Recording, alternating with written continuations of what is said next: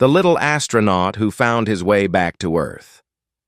I was sitting at this dusty local park in Ohio, just nursing a lukewarm coffee and watching the sunset, when I felt a small tug on my sleeve. I looked down, and there was this tiny kid, maybe 4 years old, wearing a cardboard box on his head with NASA scribbled in crayon across the front. He looked up at me, through the little square he'd cut out for eyes, and he whispered, "Ground control." "Do you read me?"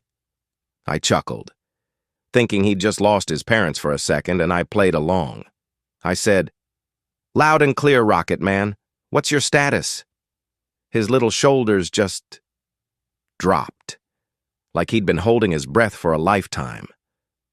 He sat down right next to my sneakers and said, "I think I'm lost in deep space.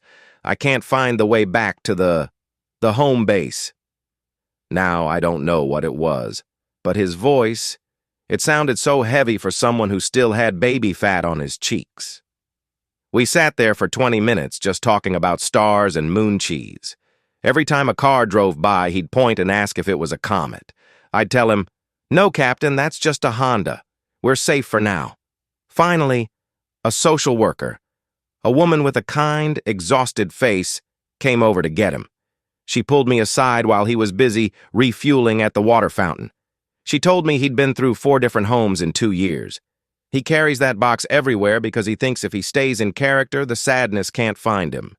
She thanked me, with tears in her eyes, because for the first time in months, he wasn't just a case file. He was a kid again. As they walked away, he turned around, gave me a sharp, shaky salute, and yelled, "Thank you, ground control!" I had to tell my friends later that it was just the pollen making my eyes red. But man, that little astronaut really hit me where it hurts.